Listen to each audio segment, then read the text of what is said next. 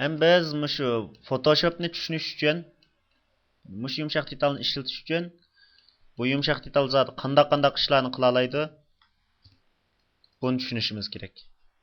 Eng avval. Ya'ni mushu yumshoq detal qaysi xil hujjatlarni bir taraf qila oladi degan yerdan kelamiz.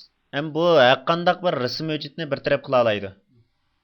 Biroq bir taraf qilish usuli shu xil rasm hujjatininki xosligini saqlab qola olishini atayin. Masalan, Illustrator'ni elib aytsak, buni AI altida surat bir taraf qilgan bo'lsa, uni ma'noga chiqsak, ba'zi bir alohida xarakterlari yo'qolib ketish ehtimolligi bo'ladi. Rang yoki shuningga o'xshash alohida tanlashlari. Ham buningki bir taraf qilgan surati bilan shu xil suratlarning alohidligini men tunishtirib o'tay.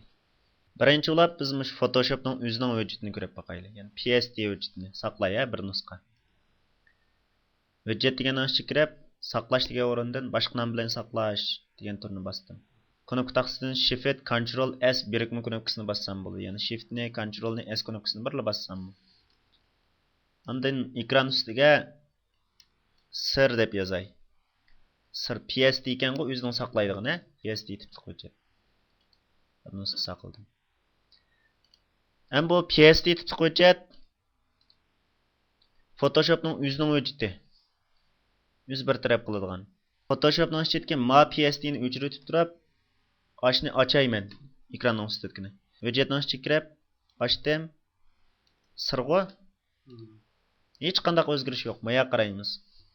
Qavat bo'yicha rasm o'z holatida hech qanday yo rangda, yo sifatda, yo qavatda o'zgarish yo'q, berkishim yo'q. Demak, Photoshopning hujjati o'z loyihaligin har bir dona qavatni osti-usti qo'yilgan har bir narsani ayrim saqlab turdi. Biroq buning bir kamchiligi bor, sig'im cho'ng. Ya'ni ma hujjatning sig'imini xosligidan ko'rsam 1.8 megabayt ekan-ku, sig'imi cho'ng.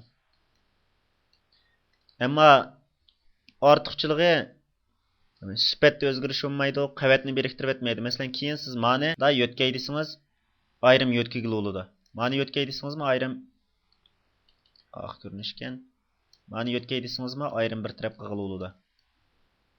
Shundaymi-ki? Demak, qavat berkib ketmaydi, sifatga ta'sir etmaydi. Rangda o'zgarish bo'lmaydi.